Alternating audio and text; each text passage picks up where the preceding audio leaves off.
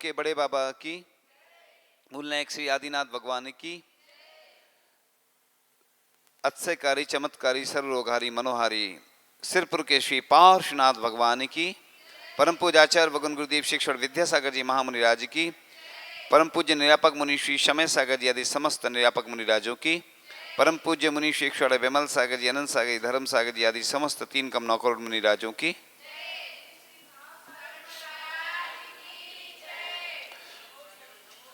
विभिन्न दिनों से चर्चा चल रही है कि कैसे हम अपने जीवन को उन्नत बनाएं, कैसे अपने जीवन को सर्वश्रेष्ठ बनाएं, कैसे अपनी लाइफ को मैनेजमेंट करें कि जिससे हमारा पुण्य बढ़े।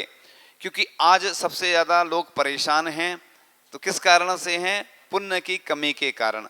लोग ये समझते हैं कि इस व्यक्ति ने हमारे साथ ऐसा कर दिया, लोग बुराई करते हैं, लेकिन सब अगर हम देखा जाए और हम प्रकाश डालें अपने जीवन पर, तो हम वर्तमान में भी कितनी क्रियाएं ऐसी करते हैं कि जिससे हमारा पुण्य बढ़े। पूर्व का तो हमें नहीं मालूम कि हमने क्या किया, लेकिन वर्तमान को तो हम अच्छा बना सकते हैं। वर्तमान में जैसे कर्म हम करेंगे वैसा ही फल आगे आगामी काल में हमें प्राप्त होगा और वैसा ही हमारा जीवन बनेगा। क्योंकि जब फल भोगते हैं तो बड़े कष्ट होते हैं। तो चर्चा चल रही थी कि माता पिता के द्वारा पुत्री को शिक्षा देना, ये जिन दत्त चरित्र में उल्लेख आता है उसमें प्रकरण आता है कि हे पुत्री, आज तुम अपने पिता के घर से अपने पति के घर जा रही हो, ऐसा आप लोगों को भी कहना है। इसीलिए बताया जा रहा है कि यहाँ जो कुछ भी तुम क्रूरता, दुर्जनता एवं चपलता आदि दोष करती थी, वे सब तेरे लड़कपन में संभाल ली जाते थे, परंतु अब तुम बधू बनकर जा रही हो, इसलिए इन्हें तुम सर्वथा छोड़ देना। यदि इस शिक्षा के अनुसार ना चलकर तुमने विपरीत किया तो प्यारी बेटी, तुम समस्त कुटुंबियों के लिए बिस्बेल के समान दुखदायिनी गिनी जाओगी। कितनी अच्छी शिक्षा दी जा रही है ग्रंथों में। क्यों दी जा रही है? आज जैसे कोई लड़की है, वो सर्विस करने लग जाती है, खुद कमाने लग जाती है, और कई बार तो स्थिति ये बन जाती है कि पति से ज़्यादा कमाती है, तो वह फिर ये सोचती कि मैं तो नौकरी कर रही हूँ, तुम्हें हमारे हिसाब से चलना, चलो, नहीं तो लड़ाई हो जाती है। आज तलाक सबसे ज़्यादा हो रही हैं। तलाक का कारण यही है कि जब दोनों कमाने लग जाते हैं तो बस बराबरी के हो जाते हैं और फिर दबाव नहीं रहता है। पहले तो देखो स्थिति ये रहती थी कि दहेज के कारण ये सब विवाद होते थे, है ना। अब वो भी समस्या खत्म हो गई, तो अब ऐसा होने लगा कि सर्विस करने लगती है। तो आजीविका के लिए मना नहीं किया है। जैसे कोई महिला है, लड़की है, वह पढ़ाई आदि का काम कर रही है, उसके लिए कोई मना नहीं है। लेकिन जो बाहर जाती ना जॉब करने, बोलते नौकरानी बोलते ना, नौकर बोलते जैसे लड़कों के लिए कि सर्विस करते ना, आचार्य बोलते मालिक बनो, ऐसे ही कन्याओं के लिए, बालिकाओं के लिए अपन पढ़ाई तो करवाएं। अगर कालांतर में ऐसी व्यवस्था हो जाए कि ऑनलाइन शिक्षा होने लगे तो बहुत अच्छा रहेगा। इससे एक फायदा है। दिक्कत तो है, कई परेशानी है, माइनस पॉइंट, लेकिन कम से कम बालिकाओं की, लड़कियों की सुरक्षा होने लगेगी। इससे बाहर पढ़ने जाती हैं, अब कैसे रह रही, क्या कर रही। हम लोगों को तो सब चीज़ें ज्ञान में हैं, ज्ञात हैं, लेकिन कुछ चीज़ों का हम उल्लेख नहीं कर पाते हैं। हम लोगों की भी मर्यादाएं रहती हैं। तो इधर लिखा है फिर, जिस प्रकार तेरा पति तुझे रखे उसी अवस्था में संतोष रखना, सर्वथा छाया के समान अपने पति की अनुगामिनी बन होना। अब जैसा इन ग्रंथों में लिखा, वैसा आजकल नहीं हो सकता, ये हम भी जानते हैं। क्योंकि अगर पति के लिए भी ज़्यादा अगर अपन इस प्रकार से करते हैं तो वो भी एक दिक्कत तो जाती है, लेकिन लिखा है तो उसके अनुसार पालन तो कर सकते हैं। जो कुछ तेरा पति कहे उसे तू अवश्य ही करना, पति के सुख में सुख, दुख में दुख मानना, अपने चित्त को कभी भी बुरी बातों की तरफ ना ले जाना। तो ये क्यों लिखा है ग्रंथों में? क्योंकि अगर ये पालन नहीं करते हैं तो बहुत सारी समस्या आती। ऐसा नहीं कि मुनिराजों को भी आचार्य ऋषि समझाते हैं, सिखाते हैं, पढ़ाते हैं, बताते हैं, और मुनिराज खुद भी पालन करते हैं। अब समाज में रहना पड़ता है। सोचो, लोगों को तो दिखता है बहुत अच्छा अच्छा जो दिखता है ना, अगर बैकग्राउंड में जाएंगे आप बहुत सारी समस्याएं भी आती हैं। क्योंकि पहले एक घर में रहते थे, अब इतनी सारी समाज में रहना, अलग अलग तरह के व्यक्ति रहते, कोई कहेगा ऐसा करो, कोई कहेगा ऐसा करो, तो कभी निर्णय हो ही नहीं पाता समाज के कार्यों में। इसलिए फिर उन्हें भी मजबूरी में फिर निर्णय लेना पड़ता और हम लोगों को भी, नहीं तो काम नहीं हो पाता। इसलिए बोलते ना, एक जगह लिखा था कि सलाह नहीं सहयोग दें। हमने उसको सुधार कर दिया कि सलाह के साथ सहयोग दें। और हम तो कहते हैं हर जगह दीवार पे लिखवा दो, कहें नहीं करें, क्योंकि हमारे पास भी बहुत सारे लोग आते हैं सलाह देने, ऐसा कर लो। तो सलाह तो दो, सहयोग भी तो करो। सलाह देने वाले बहुत आते हैं। आपको सबसे ज़्यादा आज डॉक्टर मिलेंगे, वकील मिलेंगे, बिना पैसे की सलाह मिलती है। अभी आपको सर्दी हो गई, कुछ हो गया, आप बताओगे तो कितने लोग बता देंगे इलाज, और हो सकता है कि वो खुद नहीं करते होंगे कभी, और सलाह फ्री में मिलती है। इसी प्रकार से डॉक्टर फ्री में मिल जाते। तो ये लिखा है कि आगे के क्रम में कि हे सुते, धर्म कार्यों में रत रहना, नित्य देवसास गुरु की भक्ति में तत्पर विनम्र रहना। अधिक क्या कहूं, तुम अपने वंश की कीर्ति ध्वजा के समान यशस्विनी बनो। जैसे प्रकार से रामचंद्र जी ने सीता जी को भेज दिया था वन में, कृतांतवक्र सेनापति जब छोड़ने जाता है तो सीता जी बहुत अच्छी बात कहती हैं कि रामचंद्र जी से कह देना कि जिस प्रकार से एक व्यक्ति के कहने पर आपने हमें छोड़ दिया, इस प्रकार से इस जैन धर्म को नहीं छोड़ देना। देखो कितनी अच्छी बात। इसलिए जब 7 फेरे लिए जाते हैं और नियम भी लिए जाते हैं, उसमें एक ये भी आता है कि मैं धर्म के मामले में स्वतंत्र रहूंगी। इसलिए घर में देखो अपन को काम करना पड़ता, भोजन बनाना पड़ता, लेकिन ऐसा नहीं करना कि तुम 24 घंटे मंदिर में बैठे रहना, ऐसा कहीं नहीं लिखा। धार्मिक क्रियाएं इसलिए लिखी हैं कि अपना एक टाइम निर्धारित कर लो कि इस समय में पूजन करना, तो घर के लोगों को भी मालूम रहेगा। आप घर में रह रहे हो तो घर का भी कर्तव्य है कि जैसे बच्चों को भेजना स्कूल, और कई बार माँ लेट हो जाती है तो चल जाता है, थोड़ा पूजन लेट कर लेगी, क्योंकि वो भी कर्तव्य है। जैसे हम लोगों को भी कई बार ऐसे बहुत सारे काम करने पड़ते हैं जो नहीं चाहते हैं, लेकिन लोगों के साथ एडजस्ट करना पड़ता है। कई बार लोग जब तक बुलाने नहीं आते तब तक महाराज जी नहीं आते, लोग कहीं बिना बुलाए आ जाएं, तो क्या होता है कि एक व्यवस्था रहती है कि जिससे लोग आ गए हैं तो अच्छा भी लगता है कि हाँ ये सुनने वाले हैं, इनके अंदर ऐसा नहीं सोचे कि लोग क्या होता है हमेशा भीड़ में धर्म मानते हैं। धर्म तो अकेले में होता है। अध्यात्म जो है अपना जैन दर्शन इसीलिए तो कहता है कि 12 भावना का चिंतन करो, अकेले में रहो। व्यवस्था वर्तमान में ऐसी कि साधु जंगल में नहीं रह सकते। पहले चतुर्थ काल में मुनि महाराज के पास ना कोई ग्रंथ होता था, ना चैत्यालय आदि होते थे, बस वहीं रहते थे। आहार को भी कोई महीनों में उठते थे, जिसकी जैसी क्षमता रहती थी। वर्तमान में शहर में ही सुरक्षा है, नगरों में ही, गांव में ही सुरक्षा है मुनिराजों की, साधुओं की, क्योंकि श्रावकों के बीच में रहते हैं। अकेले रहेंगे, कोई कुछ उपसर्ग आदि कर सकता है, उपसर्ग आदि करेगा तो जैन धर्म पे भी ऐसी आपत्ति आती, विपत्ति आती है, तो ये ठीक नहीं होता, उससे विवाद बढ़ते हैं। इसलिए साधुओं के प्यार में हमेशा साथ में चलना चाहिए। आहार के बाद भी महिलाओं को समूह में मुनि महाराज अकेले कभी नहीं आना चाहिए, क्योंकि अन्य लोग भी देखते हैं। इसलिए भेजने के लिए पुरुष वर्ग होना चाहिए। चौके में भी महिला वर्ग ही नहीं होना चाहिए, कुछ पुरुष जरूर होना चाहिए। और अगर कोई आरिका है तो है ना, तो भी पुरुष वर्ग का रहना जरूरी है, क्योंकि महिलाएं के लिए आती छोड़ने, तो भी पुरुष वर्ग का तो हर जगह रहना चाहिए। कई लोग क्या करते कि जिनके यहाँ आहार दान या चौके का अवसर प्राप्त हो रहा है तो पुरुष रहते ही नहीं है, महिलाएं रहती हैं। मुनि महाराज के साथ चूंकि जाते हैं तो वो अलग बात है, और कई बार नहीं गए कोई, इसलिए छोड़ने के लिए अपन को ये देखना चाहिए। आरिकाओं तक को लिखा है कि समूह में जाएं आहार आदि के लिए, क्योंकि उपसर्ग हो सकता, कोई समस्या, कोई घटना घटित हो सकती। कई घटनाएं घटी पहले, आपने सुनी भी होंगी, किसी ने कुछ फेंक दिया, ऐसी घटनाएं कई बार घट चुकी हैं। क्योंकि जो शरारती तत्व होते हैं वो ऐसा थोड़ी कि बता के तुम्हें करेंगे फोन करके हम ऐसा कर रहे हैं, वो तो कभी भी घटना घटित हो सकती। मुनिराज भी अकेले जा रहे हैं, कई बार ऐसी लोग कमेंट्स करते हैं, देखते हैं, करते हैं। तो अपन को ये मुनि महाराज के साथ भी सुरक्षा प्रदान करने के लिए अपन को साथ में रहना चाहिए। इसलिए तो महाराज के साथ जो आहार करवाने जाते हैं वो उन्हें मालूम रहता है कि महाराज के साथ कैसे वैयावृत्ति करना, क्या चलाना, उनको मालूम रहता है। और सोचो भाई, जब भी जहाँ जो साधु रहते हैं हमेशा साथ में जाते हैं तो वह पुण्य का अर्जन करने के लिए जाते हैं। कई बार लोग उनको डांट देते हैं, ये ठीक नहीं है, वो तो अच्छे काम के लिए जा रहे हैं, और आप लोग उल्टा कहते तुम्हें क्या मालूम, तुम जानते नहीं हो। लोग उनको उल्टा ज्ञान देने लगते, ये ठीक नहीं है।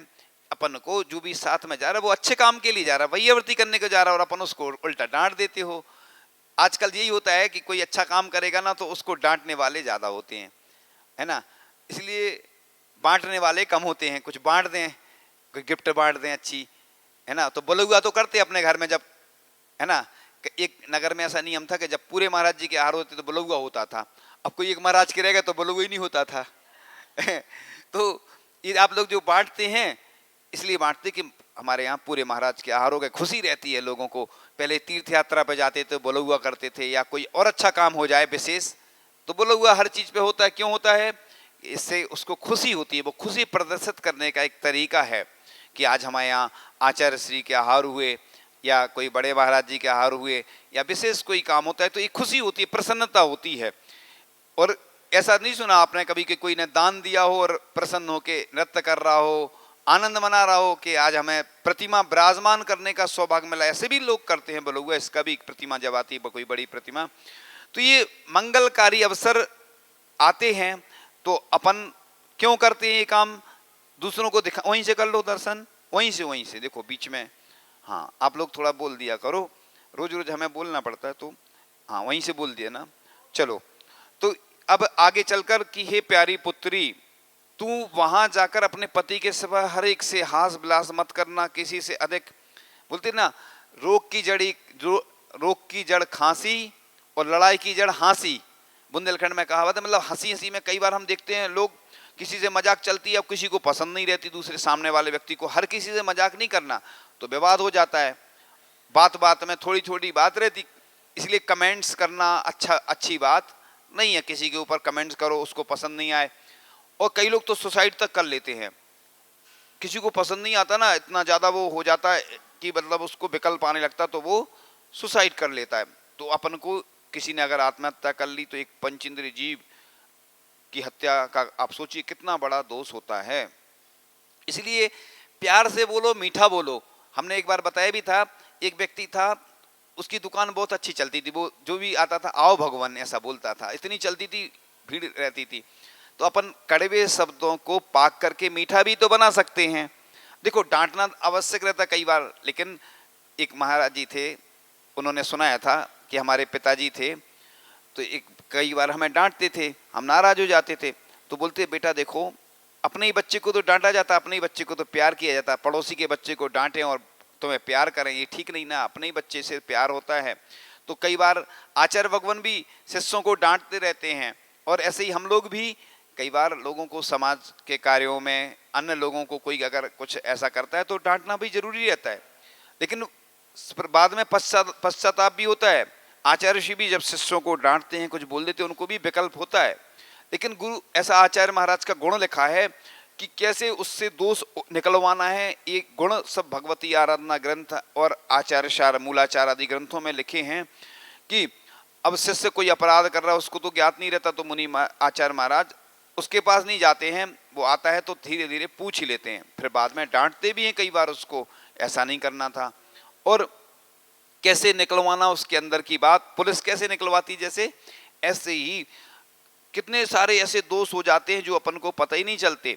संलेखना के समय जब ऐसे प्रकरण आए हैं, लिखा गया है कि उन धीरे धीरे पूछ के, अब कई बार कोई की संलेखना चल रही, कोई मुनि महाराज के अंदर उनके कोई इच्छा है मान लो सेब खाने की, तो सेब दे दिया जाता उनको, क्योंकि त्याग भी ये सब है, लेकिन उसके अंदर मान लो उसके विकल्प रहा उसको, तो भैया सेब दे दो, तो उतना ज्यादा विकल्प तो नहीं रहेगा, और नहीं दिया और विकल्प रह गया अंदर। तो ऐसा उदाहरण ऐसे मिलते हैं ग्रंथों में कि आचार्य महाराज बड़ी कुशलता से उसके दोष निकालते हैं और संलेखना करवाते, इसलिए निरापकाचार होते हैं जो, वो बड़े कुशल होते हैं, उनको पूरे ग्रंथों का ज्ञान होता है कि कैसे हम इनके दोष निकलवाएं जिससे इनकी संलेखना हो सके। आपने देखा होगा कि अंतिम समय छाछ क्यों ली जाती है, शरीर की भी शुद्धि जरूरी है, जब शुद्धि होती है शरीर की तो विशुद्धि भी बढ़ती है उससे, इसलिए लिखा जाता है। तो अन्य के साथ एक आसन पर मत बैठना। अब बस में तो ऐसी होती, ट्रेन में व्यवस्था आप देखते ही हैं, है ना, चलता है। और अधिक माल विभूषण सजना की तरह अपना चित्त न लगाना, और अन्य के साथ जहाँ कहीं गमनागमन भी नहीं करना। आज तो ये सबसे ज्यादा होता है। अब लोग पहले लिवाने भी जाते थे, अपनी पत्नी आदि बहन आदि को जाते थे, भेजने भी जाते थे, भेजने तो मतलब दूसरे लोग आते लिवाने, अपन लोग लेने जाते हैं, भेजने का तो नहीं आता।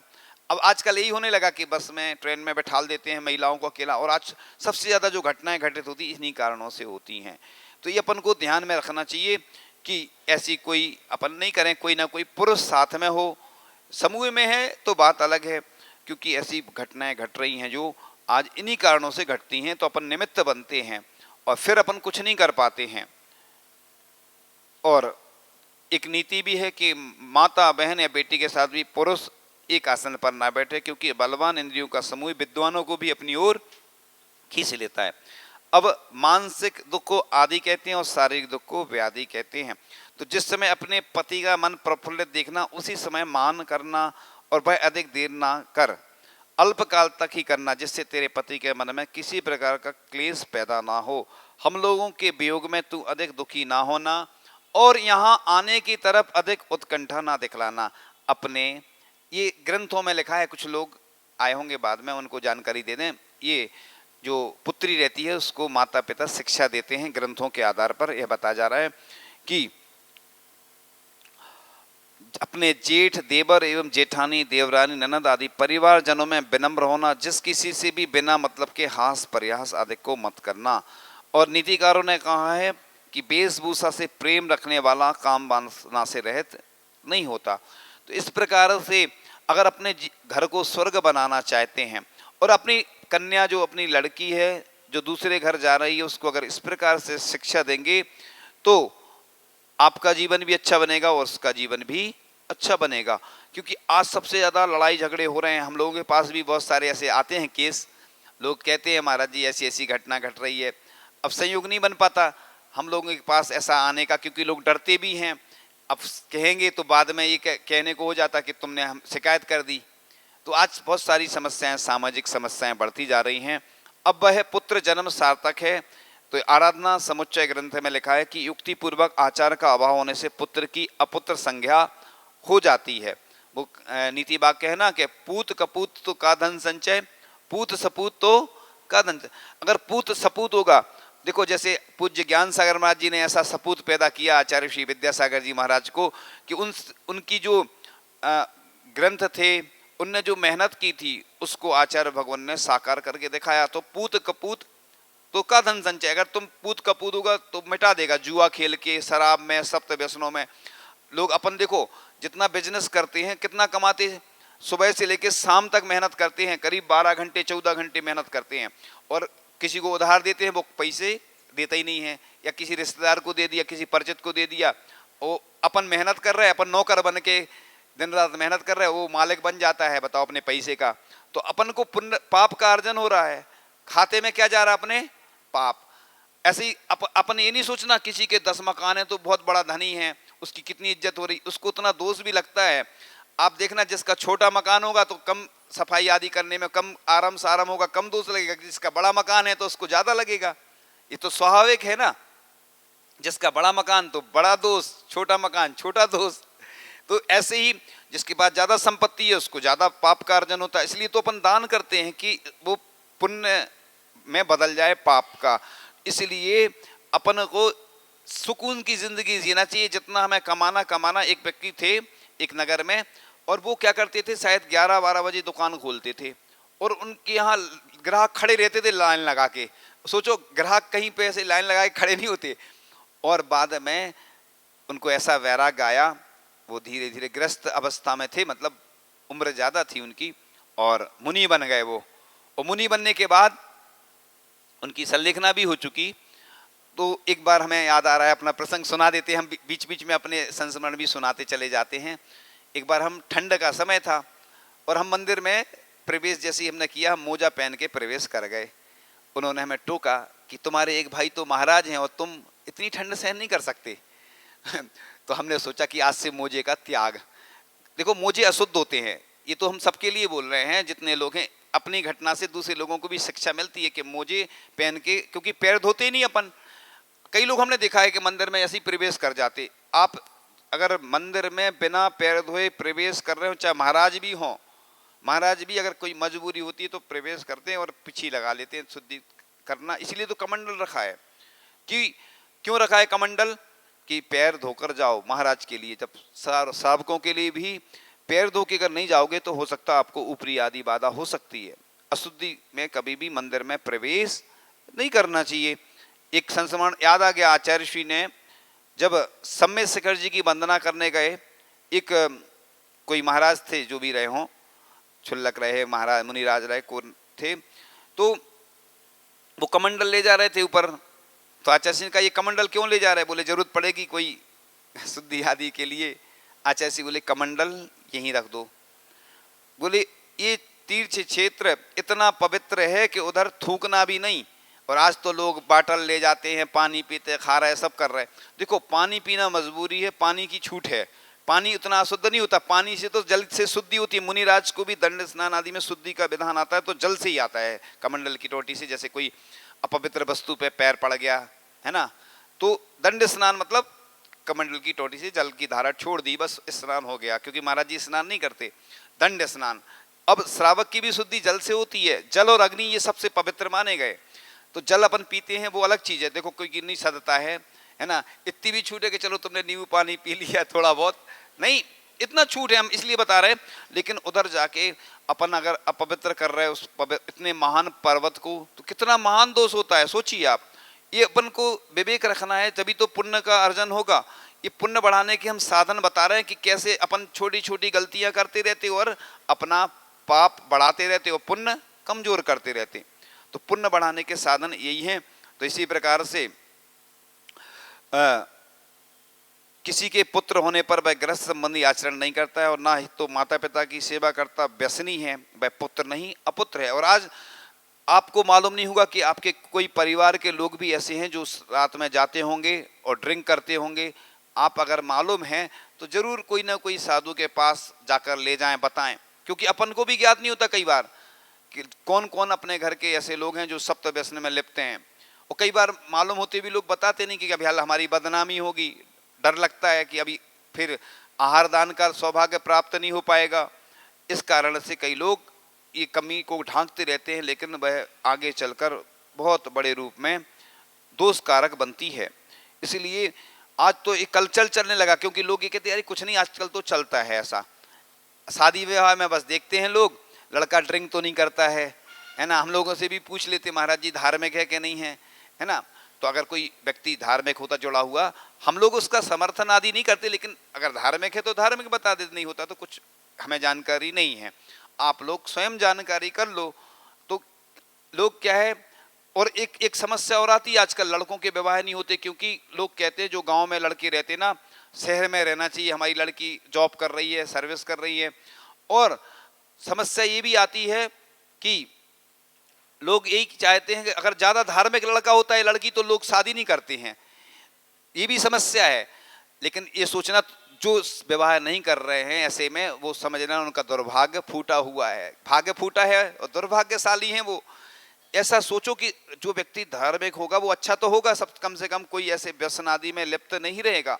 लोग ये जो विवाह में देखते हैं कि लड़का अगर रात में नहीं खाता है, लड़की रात में नहीं खाती, तो हमारे लड़के के साथ उसका कैसे विवाह होगा, ये ठीक नहीं है। ये तो गलत बात है कि तुम उसका रात्रि भोजन छुड़वा रहे हो या समर्थन कर रहे हो। कई बार लड़कियां जो होती ना, जब पहले से नियम रहता है लड़के का तो बहुत दिक्कत जाती है कई बार, लेकिन ऐसा बिल्कुल नहीं समझना। ऐसे घर में अगर तुम विवाह करोगे तो समझ लेना कि हो सकता है स्थिति खराब होती चली जाए। आपको एक चीज बता दें, कोई लड़की रहती ना, अगर वो भाग्यशाली लड़की होगी और जिस परिवार में जाती है उधर धन ही धन आता है, समृद्धि बढ़ती है। और कोई कोई लड़की जाती है तो हो सकता है घर का दुर्भाग्य आता है और बर्बाद हो जाता है वो घर। इसी पुरुष का भी होता है, सब अपना अपना भाग्य लेके आते हैं, लेकिन किसके भाग्य से पूरा परिवार चल रहा कह नहीं सकते। क्योंकि उस एक व्यक्ति की वजह से पूरा घर अच्छा हो जाता है और एक व्यक्ति की वजह से कई बार ऐसी घटनाएं सुनी हैं। ऐसा वैसे हमें बोलना नहीं चाहिए, हम तो जो सुनते हैं वो बता रहे हैं आप लोगों को। क्योंकि कोई कोई व्यक्ति ऐसा आ जाता है घर में, शादी होती है और उसका घर धीरे धीरे उजाड़ की ओर होता चला जाता है। क्योंकि तो इसलिए ये सोचो कि अगर कोई धार्मिक व्यक्ति आएगा तो सोचिए कि अपना घर अच्छा ही बनने वाला है, उसी के पुण्य से हो सकता क्या से क्या हो जाता। हमने ऐसे कई घर देखे हैं, सुने हैं, मतलब पहले कि लोग बताते हैं कि जब से है बहू आई हमारे घर में और हमारा घर अच्छे से स्वर्ग जैसा बन गया, और कई बार नरक जैसा भी हो जाता है। तो आप लोग अपने घर को स्वर्ग बनाना चाहते हैं तो अपने पुत्र को या पुत्री को इसी प्रकार से अच्छे संस्कार देंगे, तभी आपका घर स्वर्ग बन सकता है। क्योंकि अपन सोचते हैं कि स्वर्ग ऊपर है नरक नीचे, हम तो कहते स्वर्ग यही है। अच्छा है बताओ, अपन को स्वर्ग जाना है या नरक, तो यही भूमिका तैयार होती है। कहाँ अपन जैसे काम करेंगे तो ऊपर उठते चले जाएंगे स्वर्ग में। स्वर्गवासी देव होते ना, स्वर्गवासी लोग बोलते ना, अब लिखने लगे स्मृति शेष। पहले लिखते थे स्वर्गवासी, स्वर्गीय स्वर्गीय सबको बोलते थे, तो लोग स्वर्ग जाने से डरने लगे कुछ लोग, कि स्वर्गवासी स्वर्गवासी लिख देते लोग, यानी स्वर्गवासी का मतलब कि हमें ऊपर भेजना चाह रहा है। देव गति तो होती है तो देव गति को अच्छा मानते हो, स्वर्गवासी बोल दो तो बुरा मानते लोग। जबकि जिसकी जो आयु जो गति जो जिस भाव में जाना है यहीं पर उसकी भूमिका तैयार होती है। इसलिए आप तो ये जितने लोग जहाँ जहाँ जो सुन रहे हैं, अपन तो यही सोचो कि हमें जो बहू मिले वो धार्मिक मिले, ऐसा बिल्कुल नहीं सोचना कि, और बाद में फिर मालूम जब धीरे धीरे कमी मालूम चलती है तो फिर दुख होता है। क्योंकि एक बार एक बहू थी, वो कह रही थी ऐसे, वो ऐसा संस्मरण अपनी बात है ये, ऐसा कह सकते हैं क्योंकि हमने सुना नहीं किसी के मुख से, ऐसा बता रहे हैं कि बहुत अच्छी है बहू, पैर दबाती है, सास के हाथ दबाती है, लेकिन ऊपर तक नहीं पहुंच पाती। एक बार कोई आया, महाराज जी हमें ये हमारे गले में दर्द हो रहा है, हमें दबा दो, नहीं औषधि, तो हमने कहा कि दबा दें, तो वो घबरा गया। वो स्टाइल होती ना बात करने की, दवा मतलब मेडिसिन होती औषधि, तो वो सोचा कि गला दर्द हो रहा है महाराज जी, तो एक शब्द के कई अर्थ निकालते। वो कहते महाराज जी आए हैं, पटा दो, पटा का मतलब चौकी, कई खींच दो महाराज जी को, है ना, अंकल चिप्स दो। तो कई शब्द कहते, दो अर्थ निकालते जिनके, वो बोलने का भाव नहीं रहता। इसलिए चौके में जब भी बोलो, बहुत कई बार हम देखते लोग एक्स्ट्रा आलतू फालतू बातें करते, महाराज जी उनकी समाधि हो गई थी, वो मर गए थे, मरण हो गया था, चले गए थे हमारे पिताजी हमारी माता जी, ऐसे शब्द नहीं बोलना चाहिए, क्योंकि महाराज को विकल्प आ जाते तो अंतराय कर सकते हैं महाराज जी। इसलिए बहुत चौके में तो बोल नहीं चाहिए। ये बात सबको बता देना आज आ गई है कि जब भी अपन बोलते हैं तो क्या अपने मुख से क्या निकलता है, थूक। थाली लेके तो महाराज जी को कभी बोलना ही नहीं, दो महिलाएं रहें, एक महिला थाली पकड़े एक बोले, ऐसा करना चाहिए, है ना, क्योंकि थूक जटता। हम आपको बहुत अच्छा उदाहरण दे रहे हैं, हमने कई बीच में सुनाया है, कई बार यहाँ पर पहली बार सुना रहे हैं। एक व्यक्ति था और हम पाटे पे बैठे हुए थे, लगभग 1-1.5 फीट ऊंचा पाटा था, ज़्यादा ऊंचा भी नहीं था पाटा, 1.5 फुट की तख्त पे बैठे हुए थे। और ये बात थी बालाघाट के आसपास की, लालबर्रा गांव था, बिहार चल रहा था, आचार्य जी के साथ थे। वो व्यक्ति नीचे बैठा था, हम पाटे पे बैठे थे, वो हमसे बात कर रहा था, उस व्यक्ति का थूक उचटकर हमारे ओंठ पर आ गया। अब आप सोच लिए कि जब वो नीचे बैठा था और हम ऊंचे बैठे थे तो नीचे से ऊपर थूक आ सकता है। तो आप जब बोलते हैं, आप समझ लिए जो व्यक्ति भी अगर इस प्रकार से बोलते हुए चाहे थाली दिखाता है, भोजन की आहार करवाता है, समझ लो झूठा भोजन करवा रहा है। कई महाराजों ने भी कहा, हम नाम तो नहीं लेंगे, आचार्य श्री भी बोलते। इसलिए अपन को इधर मुंह पे या तो मास्क लगाना चाहिए आहार देते समय, या धोती से ढक लो, या बोलो नहीं, मौन रहो। कई महाराज जी हैं जो मौन पूर्वक ही आहार लेते हैं, और या तो व्यक्ति ने बोला तो उसको बाहर भी कर देते, लेकिन हम बाहर नहीं करते हैं। लेकिन अपन को ये चीज ध्यान रखना चाहिए कि अपना इन्फेक्शन सबसे ज्यादा काहे से होता है बताओ। आप जब दूसरे का जूठा भोजन नहीं करते हैं और महाराज जी को करवा दोगे अपना जूठा भोजन, जूठा हो गया कि नहीं, कहना जो तो सबरी का भोजन है महाराज जी वो तो कर लो आप, सबरी जैसे झूठे बेर, ऐसा नहीं है। चाहे महिलाएं हों चाहे पुरुष हों, ये बात चूंकि आ गई है, शिक्षा संबंधी चल रही है बात की, अपने पुत्री को या पुत्र को किस प्रकार से शिक्षा देना चाहिए, इसलिए शिक्षा की बात है। तो आगे चल रही थी कि एक विद्वान ने भी लिखा है कि जो माता पिता की सेवा में तत्पर होकर अपने सदाचार रूप धर्म के पालन से कुल को पवित्र करता है वही पुत्र है। कुलम पाति समुत्थो यह सर्वधर्मे प्रतिपालयेत पुनीते स्वकुलम पुत्र पुत्रः पितृमातृ परायणा, ये नीति वाक्यामृत में लिखा है। ये इसलिए बताई जाती है नीति वाक्य के, मतलब ये पहले के लोग उन्हीं नीतियों पे चलते थे। आज क्या हो रहा है कि फास्ट लाइफ, फास्ट फूड और फास्ट डेथ, हर चीज इतनी, मतलब हम देखते हैं लोग दर्शन करने आते हैं, आप देख लेना कभी भी 99% कोई रुकता नहीं है। अब अपने वाहन से आए, जल्दी दर्शन किए और आगे फास्ट लाइफ हो, ट्रेन से आएंगे, बस से आएंगे, इधर जा रहा है उधर जा रहा है, ये कर रहा है, मतलब मोबाइल की लाइफ हो गई। अब आदमी बैठा है इधर, मोबाइल की घंटी बजी, किसी ने कह दिया, वो ये घटना घट गई, टेंशन शुरू हो जाती। पहले के लोग सुखी रहते थे, ना मोबाइल रहता था। पहले लोग शाम को जो भी स्वाध्याय आदि करते थे शाम को, और दीपक बुझा देते थे, सो जाते थे जल्दी, सुबह जल्दी उठ जाते थे। और अब रात भर जगते रहते हैं, कितने बजे तक, 2-2 3-3 बजे तक, और फिर देर में सोएंगे, देर तक उठते, ना अभिषेक कर पाते, ना पूजन कर पाते, ना आहार दे पाते। आपको देखो इधर जितने लोग बैठे हैं, आपको कितने ऐसे युवा दिख रहे हैं? एक ही चेहरा दिख रहा है, एक या दो, है ना? महिलाएं हैं, पुरुष वर्ग है। यानी यहाँ की स्थिति नहीं, पूरे देश की स्थिति यही है। बस पुरुष वर्ग थोड़े बहुत आ जाते हैं, महिला वर्ग ज्यादा धर्म में रुचि लेता है। आहार में भी देख लो तो महिलाएं ज्यादा रहती हैं, और पुरुष वर्ग अभिषेक किया, सांध्यारा की पूजन की, थोड़ा बहुत अगर स्वाध्याय का किसी का नियम है तो कर लिया, और जाते हैं घर पे, हो गए सीधे फिर दुकान पे, दिन भर बिजी हो जाते, रात में थक जाते, आके सो जाते हैं। बस ना तो मुनि राजों की वैयावृत्ति करने का सौभाग्य प्राप्त हो पाता है। ऐसी स्थितियां बनती जा रही हैं। और कैसे हमारा यह जिन धर्म चलेगा आगे? कहते हैं ना कि पंचम काल के अंत तक यह जिन धर्म रहेगा। तिल्लोय पंडिती ग्रंथ में लिखा है कि श्रावक श्राविका और मुनि आर्य का ये रहेंगे अंतिम समय तक, ऐसा तिल्लोय पंडिती ग्रंथ में उल्लेख आता है। तो पुत्र का लक्षण, या उत्पन्ना पुनीते वंश सा पुत्र, जो उत्पन्न होकर नैतिक सदाचार रूप प्रवृत्ति से अपने कुल को पवित्र करता है, वह सच्चा पुत्र है। तो हम जो बताते हैं पूत कपूत, तो का धन संचय। अब देखो लोग प्रॉपर्टी खड़ी कर लेते, कई मकान, दुकान, इतनी सारी गाड़ी, बंगला सब, और छोड़ जाते हैं, और वह सप्त व्यसनों में उसको लगा देता है। तो किसको पाप का अर्जन किसको होगा? आप भले ही कहीं भी चले जाओगे, लेकिन आपने एक बार अगर प्रॉपर्टी खड़ी करी तो उसका दोष आपको हमेशा लगता रहेगा। आप ये नहीं सोचो कि हम इधर से दूसरी जगह चले गए तो नहीं लगेगा। अपना अकाउंट रहता है, अपने साथ चल रहा है पाप और पुण्य का। आप कोई भी गति में चले जाओ, कहीं भी चले जाओ। हम क्या है, नियम देते थे लोगों को, 8 करोड़ 8 लाख 8,808 बार जो जाप करता है उसको 700 पद यानी मोक्ष की प्राप्ति होती है, नमोकार मंत्र की जाप का। तो हम जब संघ में थे, हमने जब नमोकार मंत्र की महिमा बताई लोगों को, एक पुस्तक आई थी, उसमें लिखा था विश्व का सबसे बड़ा डॉक्टर है नमोकार मंत्र, यानी नमोकार मंत्र हीलिंग नाम से पुस्तक थी। और एक डॉक्टर ने लिखी थी, डबल PhD की थी नमोकार मंत्र पे।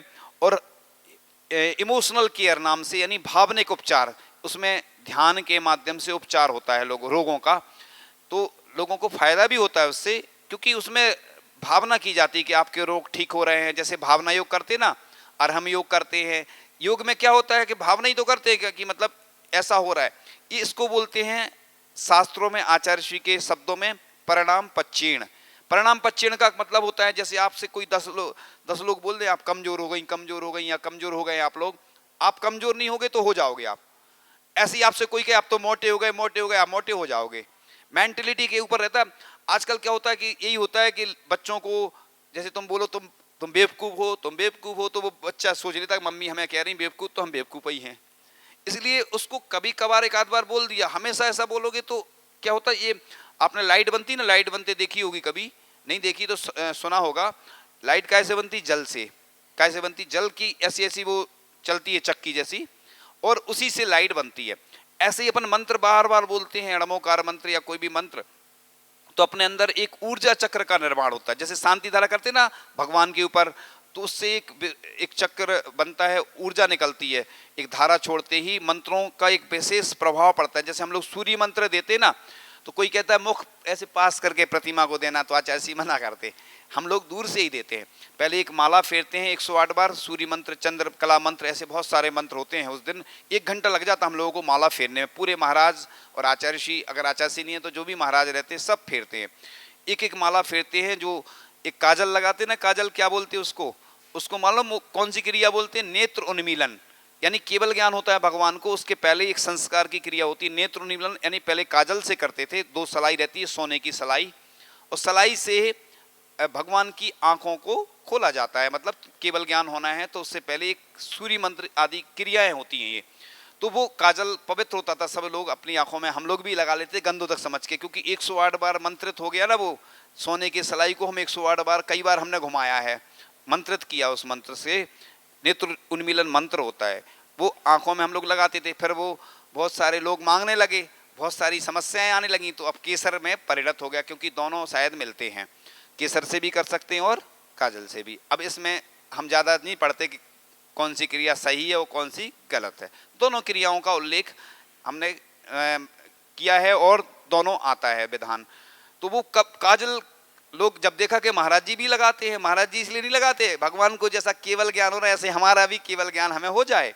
नेत्र उन्मिलन क्रिया होती है वह, तो नेत्र भगवान के ऐसे सलाई से, सोने की सलाई से, वो चांदी की कटोरी रहती है, ऐसे एक सलाई फेर दी, चूंकि वो 108 बार मंत्र पहले से ही हो चुका, इतना महान हो जाता है वो काजल या केसर, केसर तो लगा नहीं सकते आंखों में, तो वो काजल जो रहता था वो लगाते थे पहले। उसकी कहानी भी थोड़ी सी अलग है।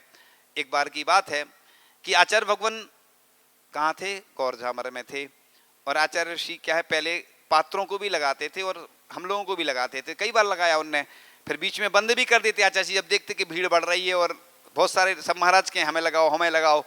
अब आचार्य जी को इतना सारा करना पड़ता था।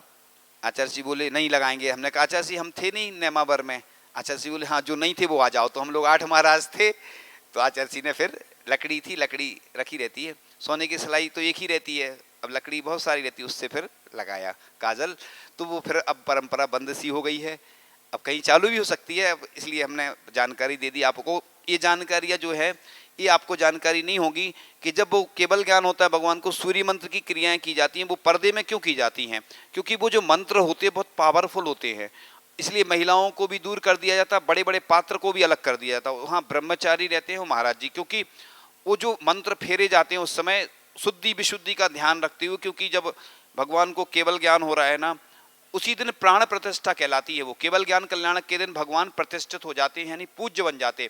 फिर प्रातः काल की बेला में दूसरे दिन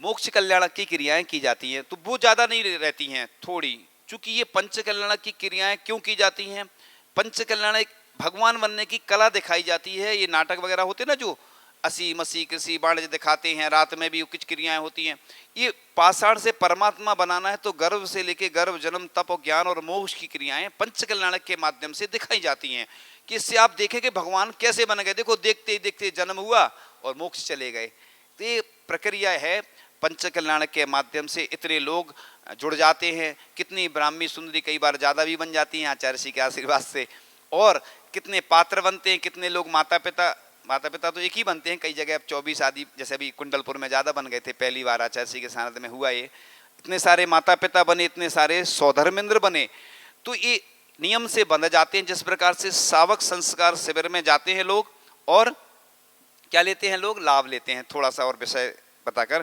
कि जो अपने पालन पोषण करने वाले माता पिता का सुविधि राजा के केशव नाम के पुत्र की तरह उपकार सेवा भक्ति आदि करता है, बस सच्चा पुत्र है। और जो इससे विपरीत चलता है उस पुत्र के छल बहाने से शत्रु समझना चाहिए, ऐसा नीति वाक्यामृत में लिखा है। और विद्या विहीन, शिक्षा शून्य और माता पिता आदि शुभ चिंतकों की विनय न करने वाला पुत्र निंदा का पात्र है। आज इस बहुत सारी समस्या आ रही हैं, क्योंकि हम दो हमारे दो का प्रचलन चल रहा है, तो बस दो रहते हैं, बाहर चले जाते पढ़ने, पति पत्नी रह जाते अकेले, कोई अगर बीमार हो गए तो कोई पानी देने वाला भी नहीं रहता है। इसलिए अपने पुत्र को अपने पास में रखो, वो व्यवसाय आदि करे और आपके साथ रहे तो आपको फायदा है। अब वो मान लो पैकेज भेज रहा है कि नहीं भेज रहा है आपको, और आपको छोड़ ही देगा, क्योंकि फिर धीरे धीरे उसका विवाह आदि होगा तो उसको अपना परिवार दिखने लगता है, फिर माता पिता नहीं दिखते उसको। यही हो रही घटनाएं जो हम देख रहे हैं, लोगों को सुख नहीं है, इतना बड़ा कर देते हैं। हमने एक बार माँ की कहानी सुनाई थी, उसमें आप उसको सुन लेना, और सुन के आपको लगेगा कि वाकई में क्या क्या घटनाएं घटती है माँ के साथ। और वही चर्चा चल रही है कि विद्या विहीन, शिक्षा शून्य और माता पिता आदि शुभ चिंतकों की विनय न करने वाला पुत्र निंदा का पात्र है, अर्थात उसे पुत्र न समझकर गृह में उत्पन्न हुआ शत्रु समझना चाहिए। पुत्र नहीं है, वह शत्रु है जो कि अपने माता पिता के काम में नहीं आता है। तो बल्लभ देव ने भी एक जगह कहा है कि गर्भ रहित व दूध न देने वाली गाय के समान अशिक्षित व अधार्मिक पुत्र को निरर्थक बताया है। और जो पुत्र माता पिता का मन से तिरस्कार अनादर करता है, उनके पास से प्रसन्न होकर समीप में आने वाली लक्ष्मी भी रुष्ट होकर दूर भाग जाती है। अभिप्राय है कि सुख संपत्ति के इच्छुक पुत्रों को अपने माता पिता का मन से भी तिरस्कार नहीं करना चाहिए, फिर प्रवृत्ति रूप से तिरस्कार तो महाअनर्थ का कारण है। तो माता पिता के यौवन को हरने वाले उस पुत्र के उत्पन्न होने से क्या लाभ है? उत्पन्न तो वह कहलाता है जिससे वंश उन्नति को प्राप्त होता है। इसलिए तो बोलते हैं कि अपन ऐसा पुत्र अपना हो कि सभा में आगे बैठ सके, अच्छे काम कर सके। देखो पुत्र अगर कोई अच्छा काम करता है तो माता पिता का नाम रोशन होता है, प्रसिद्धि फैलती है, सब लोग प्रशंसा करते हैं कि देखो कितना अच्छा पुत्र है, कितने अच्छे इसके माता पिता होंगे। जैसे आचार्य श्री की जब भी प्रसिद्धि फैलती है तो पूज्य ज्ञान सागर जी महाराज का नाम हमेशा आता ही है कि देखो ऐसे आचार्य ज्ञान सागर महाराज जी। देखो आचार्य ज्ञान सागर महाराज जी की उतनी प्रसिद्धि नहीं हुई पहले, वो इतने ग्रंथ लिखे, इतने विद्वान थे तो उतनी नहीं थी, लेकिन आचार्य ऋषि का ऐसा पुण्य था, ऐसा योग था कि उन्होंने कितने गुना अपने गुरु का नाम रोशन किया। तो इसी प्रकार से ऐसा पुत्र हो कि जो अपना नाम तो रोशन करता ही है, माता पिता का, परिवार, समाज, देश का नाम रोशन करता है। इसलिए आचार्य जी बोलते ना कि 3 संतान होना चाहिए, एक देश के लिए, एक समाज के लिए, एक अपने लिए। आज जो चल रहा ना प्रचलन, कितनी अपनी जनसंख्या थी वो कितनी रह गई, इसके बारे में हमने एक दिन बताया था। तो मनुष्य को अत्यंत कुपित होने पर भी अपने माननीय पिता आदि हितैषी पुरुषों के साथ अशिष्ट व्यवहार व अनादर नहीं करना चाहिए। तो मनुष्य को अपने पूज्य पिता, माता और गुरुजनों को खड़े होकर नमस्कार करना चाहिए। और चाणक्य नीति में भी आया है कि जिसका पुत्र विद्वान नहीं, सूर नहीं और पंडित नहीं, उसका कुल चंद्रहीन रात्रि के समान अंधकार से पूर्ण है। और महापुराण ग्रंथ में गुणभद्र स्वामी लिखते हैं कि शुद्ध वंश में उत्पन्न हुए पुत्र पिता के आज्ञाकारी ही होते हैं। और भर्तहरि ने नीति शतक श्लोक में लिखा है कि पुत्र वही है जो अपने सुकर्मों से पिता को प्रसन्न करता है, पत्नी वही है जो अपने पति का हित चाहती है, मित्र वही है जो सुख दुख में समान व्यवहार वाला होता है। ऐसे पुत्र, पत्नी व मित्र तीनों संसार में पुण्यात्मा लोग प्राप्त कर पाते हैं। तो यहाँ पर जो बताया गया है कि पुत्र के लक्षण, आज स्थितियाँ विपरीत होती चली जा रही हैं। जो बालिकाएं हैं, लड़कियां हैं, वो किसको मित्र बनाती हैं? लड़कों को बनाती है। और लड़के किसको बनाते हैं? वो क्या कहते हैं? फ्रेंड्स। ये हमारे क्या है? फ्रेंड्स हैं। अब ऐसी दोस्ती बिल्कुल नहीं होती है, ना ग्रंथों में लिखी है, लेकिन प्रचलन में यही चल रहा है। और सोशल मीडिया के माध्यम से बातचीत शुरू हो जाती है और फिर कुछ देर बाद फुर्र चिड़िया उड़ जाती है, यही होता है ना। इसलिए अपन को अपनी, चाहे लड़की हो चाहे लड़के हो, उन पर ध्यान रखना चाहिए। अपन ये नहीं सोचें कि ये तो हमारा बिल्कुल समर्पित पुत्र है, किसी पर भी विश्वास नहीं करना चाहिए, चाहे पुत्र हो चाहे पुत्री हो। अगर हमारी पुत्री है तो हमें भी दोष लगता है। एक बार हमने सुनाई थी घटना कि एक व्यक्ति आया सिर मुड़ा करके, उससे पूछा सिर क्यों मुड़ाए हो? बोले महाराज जी दरअसल बात है हमारी लड़की किसी के साथ भाग गई, अब हम किसी को मुंह दिखाने लायक नहीं रहे, इसलिए हमने सिर मुड़वा लिया। आप सोचिए कैसी घटनाएं घटती हैं। ऐसी हमने कई घटनाएं पहले बताई हैं। इसलिए अपन को अपने जीवन को तो अच्छा बनाना ही है और अपने जीवन के साथ साथ अपने जो भी पुत्र पुत्री हैं उनको भी अच्छे संस्कार देना है। कल प्रातःकाल की बेला में कहाँ जाना है? हाँ, सबको मालूम है कहाँ जाना है। और आगामी दिनों में क्या होना है? हाँ, इधर अभी त्रिदिवसीय जो कार्यक्रम है उसकी हमें जानकारी भी सही नहीं है। क्या होता है प्रॉपर, हमें जब तक जानकारी सही नहीं होती है, परफेक्ट नहीं होती, तो अब देने में असमर्थ रहते। दीपावली तो आना है, अच्छे से मनाना है, वो उसके बारे में पहले ही बता दिया गया था। इसके साथ साथ आगामी दिनों में 24 समूह शरण पहली बार यहाँ पर विधान होने वाला है। उसके साथ साथ 9 और 10 नवंबर को आचार्य श्री का आचार्य पदार्पण दिवस मनाया जाएगा और पूरे देश में मनाया जाएगा। तो पूरे देश के लोगों के लिए हमारा यही कहना है, पूरे देश के लोग आचार्य श्री का आचार्य पदार्पण दिवस जो 50 वर्ष आचार्य श्री की पूर्ण हो रहे हैं वो अच्छे से मनाएं, सिर्फ औपचारिकता नहीं करें। जिस प्रकार से अन्य दिवस जो दीक्षा दिवस आते हैं और भी दिवस आते हैं उनको अच्छे से मनाते हैं, इसी प्रकार से पूरे देश में वृक्षारोपण होना चाहिए और आचार्य श्री के ग्रंथ साहित्य का प्रचार प्रसार होना चाहिए। और आचार्य श्री के ऊपर जो भी जिसने भजन कविता आदि लिखे हैं, हाइकू लिखे हैं, उन पर चित्र प्रतियोगिता आदि होना चाहिए, पूरे देश में आयोजित होना चाहिए। क्योंकि जब तक आप लोग इतने महान आचार्य का आचार्य पदार्पण दिवस अच्छे से तन मन धन से सक्रिय होकर नहीं मनाएंगे, उदासीन नहीं होना है।